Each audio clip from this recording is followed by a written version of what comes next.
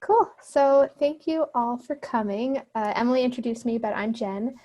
I am one of the network directors for Women Who Code Boulder, Denver. So I kind of help oversee and plan all of our events across the area. And we've been hosting this meetup, the monthly JavaScript, for a while now. Outside of Women Who Code, I work as a software engineer at Workday. Specifically, I work on this product called Workday Credentials, which is a digital credentials app. And my stack is all in Go and lots of AWS services like Lambda, ECS, DynamoDB, so all backend focused. And tonight I am going to be talking about the 5 W's of Deno. So 5 W's: who, what, when, where, and why you should care about Deno. If you have no idea what Deno is, don't worry. I'm going to talk all about it. But simply, it's a runtime for JavaScript. So Deno and Node kind of fit the same category of JavaScript on the server side. But why am I talking about Deno? I learned about Deno a month or so ago on Reddit. I don't know where you all get your programming news, but that's where I get mine, on like the programming subreddit. And I found it pretty interesting. Anytime JavaScript is on the server side, it intrigues me. I do have some pain points with Node, and like before I researched Deno, I kind of hoped that it might fill some of these gaps or complaints that I have. Yeah, so let's get into it. We will start with the who. Who built Deno? So these are kind of stretches of the who, what, when, where, and why. So just go with me. But who built Deno? So Deno, this should really be present tense. Who builds Deno? Deno is like really being actively developed right now. It's in very early stages, but Deno is built by Ryan Dahl, who was the original author of Node JS and very active in the first couple years of Node development, and also 400 other contributors on GitHub. So Deno is an open source project. You can find it on this GitHub link. And I also have a link to a talk that Ryan Dahl gave at JSConf EU in 2018, where he talked about 10 things he regretted about Node and how he hopes that it's when he first announced Deno and that it would aim to fix some of his complaints. So who built Deno?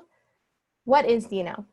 Deno is a simple, modern, and secure runtime for JavaScript and TypeScript that uses V8 and is built in Rust. So we have Rust, V8, and Tokio. Rust is what Deno's core is written in. Node is written in C++, so that's kind of the comparison there. Both Deno and Node use V8, which is Google's runtime, which is used in Chrome. And Tokio is just an event loop IO written in Rust. Deno, what is Deno is also, it comes shipped as a 45 MB executable. So it's pretty small. I found this out, let me see. So I already have Deno installed, but you can see, let's see, if I run this ls command with the LH flag, I don't know if anyone else finds this interesting, but I have Deno just saved right here. And you can just see like the size of Deno, and this is the binary. So it's like really compact and everything is just right there, easy to install. This is like quite different from Node, which when you have Node, you also have NPM and I forget how it like compiles your code too, but this is all just in this one binary. And the last thing, what is Deno? Deno describes itself on its website as productive, secure scripting environment. So you'll see over and over again that Deno uses secure and always uses the wording of secure. So it's secure by default, and that is a big tenet of how it works. And I think that's some of the advantages that Rust brings to Deno, but I'll get into that in the why. So we did who, what, and when. Wait, who, what, when? Yeah, when. My order got messed up. Okay, when did Deno get released? So Deno's currently on V1.1.2. The first commit in the Deno repo was on May 13th, 2018, and Deno just got released into its first stable release, so V1, on May 13th, 2020. So most of my reading when I found Deno on blogs and such were pretty much in the May timeline when things started getting stable. So who, what, when, where? Where can I learn about Deno? Besides all the things that you would expect, like blogs or on the docs, I would recommend installing Deno. So you can use Homebrew, which is a Mac OS package manager, to install Deno. I was having some issue with my computer, so I ended up having to use a curl command. But you can find all these on Deno's website. And interestingly, you can find a lot about Deno after you install it, if you run Deno with the help flag, where you can learn lots about Deno, like that it's a secure JavaScript runtime, docs, modules, third-party and standard modules, how to start a REPL. So lots of useful information here. And I kind of like how they put it all here for you to learn about. Who, what, when, where, and why. So this is the big one, why you should care about Deno. What does Deno give you that Node doesn't? How are they different? So that's kind of what I'm going to focus on. The first thing of why you should care about Deno is that it is secure by default. This means that unless specifically allowed, any script that you run with Deno can't access files, it can't access the environment, it can't access your disk or the network. So it's run in a sandbox with limited access, very limited access, and it requires explicit commands to run these scripts that need to access the files. This is like starkly different from Node, in which in Node, the question of access is limited to the specific access rights of that user who runs the script. So what this kind of means is say you're using like a Node package. I heard the example of say you're using ESLint, which is a really common Node package, to lint your files. ESLint would have access to read files off of your disk, read files on your computer. And so you're really putting your trust in the packages that you use versus Deno, which is like, I'm not going to allow anything unless you tell me it's okay. So it's kind of like shifting the paradigm of who has control. I mean, as developers, we always should be conscious of like what we're using and what packages we're using. But Deno kind of like has your back a little bit more. The next thing, so there is no NPM. I think this is a little bit intuitive because NPM is Node Package Manager and we're not in Node land, we're in Deno land. But there's no NPM, and this is pretty big because it means that there's no package JSON, and the shared library ecosystem is very different. So Deno has a set of reviewed and audited standard libraries, and these are all listed on their website. So I could just show you that. And they have lots of like useful functionality that I'll show a little bit in my coding demo.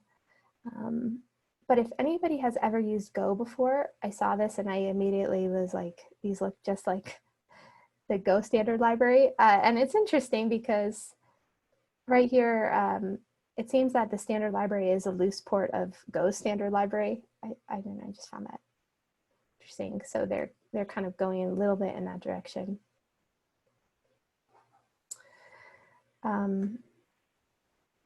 Yeah, so there's these reviewed and audited standard modules. There's also, you also can use like third-party modules. Those are all in this, you can add them to this website, add them in, I guess, submit a pull request to add your third-party modules. There's only 722 of them right now, which if you compare that to NPM, it's nothing. Oops. Yeah, so it really shifts it because there's no NPM, and anytime we're using a standard module or a third-party module, they're all loaded by URLs. So there's no node modules loaded. It's all with URLs and using ES modules. So you're using import, not require within your JavaScript files. So I'll show you that as well. One reason I like this, I'm not sure if anybody was here back in March, Aria gave a talk on the NPM ecosystem. And my biggest takeaway from the talk was this thing, I don't know if Aria called it this, but kind of dependency hell with these packages. So I'm gonna pull up Lodash. Lodash is a huge package, so it's not really the best example. But like anytime you're importing a package, you're also importing all of the packages that package uses.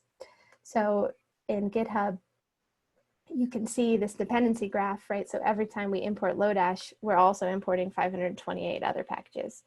So it really simplifies it by us now referring to modules as URLs or file paths. And it takes away a bit of this dependency pain, so to speak. All right, so that kind of covers the no NPM, the module shift. The next thing is that TypeScript. I don't know if there's any TypeScript fans here. TypeScript is baked right in to Deno. Supports JavaScript as well, but this is different from Node, which is really built for JavaScript. And I believe you have to like do some things to make it support TypeScript. And then my last point is that Deno has a bunch of built-in utilities and subcommands that make doing simple tasks really easy. Like Deno info, which gives you info of all of the modules that you have cached locally. Deno FMT, which does formatting. Deno test. I will show you those in my demo, but they're pretty fun. So I think all of these points should give you mainly like the idea of the shift that Deno is attempting to create within the Node or the JavaScript server-side world. Security is the thing that I noticed the most of that. You're secure by default. The no NPM is a big shift, and I think TypeScript. So I'm going to show a little bit of a coding example, a bunch of little scripts that I wrote that will show you the same tasks in Node and in Deno. So yeah, let's try it out. Okay, so this is just my VS Code. Can you see that okay? Yeah, cool. Okay.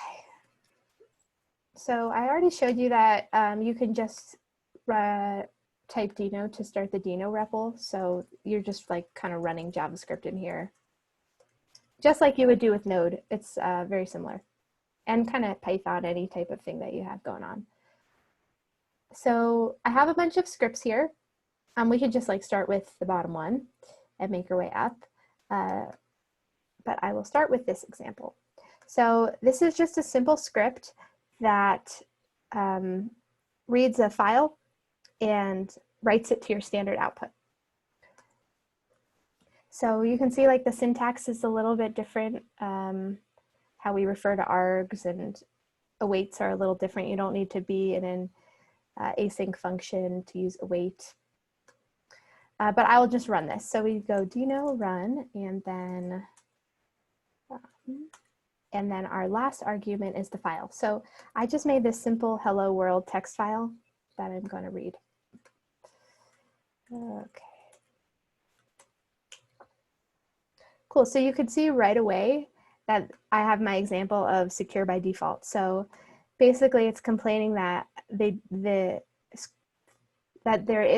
permission is denied, basically cannot read from the file because we haven't explicitly allowed the script to read from our files. So all we do is we just run it with this allow read flag. And same thing.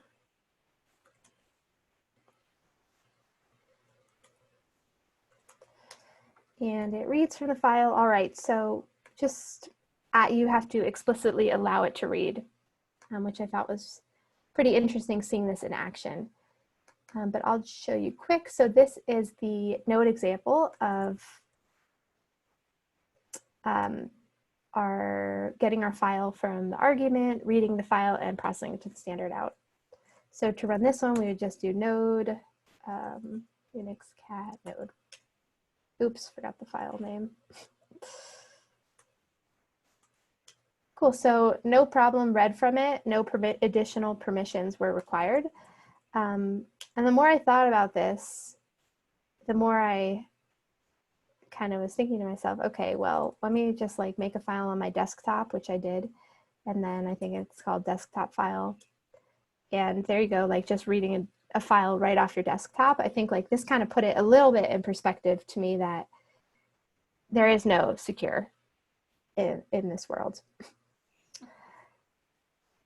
Okay, so that is this Unix example. Next, I want to show testing. So I mentioned that there was the Deno subcommand of Deno test. You can see it right here. And this just allows us to run tests. So this is built into Deno. Usually in Node, you're going to use Mocha or Chai. You're going to have to use a third party to run your tests. But Deno does this right for you. And this example is pretty simple. This is using TypeScript, so it'll show you that, but it's just a simple function that takes in a word of type string and returns the length. And this is a test file. So I'm just importing the function, and this is a URL which has the assertions, the assertion library that I'm going to use. So this is part of Deno's standard library. I just import it, and I'm running two tests. One's going to pass and one's going to fail. And all I do here is just Deno test, and I can refer to the file itself, or if I don't add anything, it'll just run all the tests in my directory. I'll just tell it what to run. Cool, so you can see here that it ran two tests. The first one passed, the second one failed, and all kind of the assertions and stack traces that you would expect to see.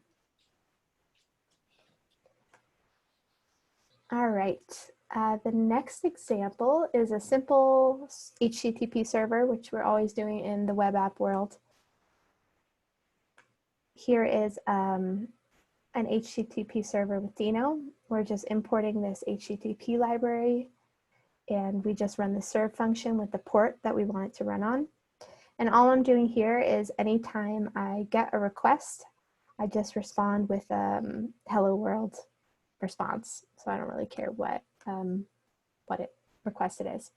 So to run this, again, I just do Deno run server. And here's another example of security. So I just got another permission denied because I have not allowed network access for the script. So to fix that, I am just going to do Deno run with the allow net flag. And what I'm going to run. And looks like the server started up. So if I just do like a get request, you can see that it responds with the hello world. This is a Deno server. And in Node, I don't know if most of you know what a simple Node server would look like. I'm not going to run this one, but you just create the server and you listen on the port. And you have to require the HTTP module as well. And then my last example is formatting. So you can see this file. It's formatted really poorly. Lots of bad spaces and brackets are messed up. I can just use this Deno fmt command with my file.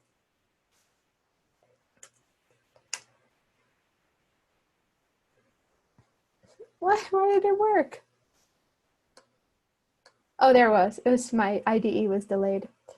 So you can see that it just formatted this to look pretty. So it's very convenient. A lot of these subcommands I see, like you can easily use in like a Jenkins pipeline or in like a CI. So every time you're committing code, you're also formatting or linting or running tests, which you would do in Node as well. But I really liked how smooth it was to use these subcommands. So that's pretty much the end of my demo and the end of my talk in general. All in all, I think I really enjoyed learning about Deno. I don't think today we need to worry about Deno like taking over the Node world. But I think Deno brings a lot to the table, and I'm looking forward to watching what happens in like the next couple years. Like Node has been around, I think, since 2009, something like that. So 10 years. It has almost 3,000 contributors on GitHub. So Deno is very early in its life cycle. So I encourage everyone to try it out and read and see what they think and make a decision for yourself of what you think about it right now. Cool. Does anybody have any questions? Let me stop the recording. Has anyone else tried Deno?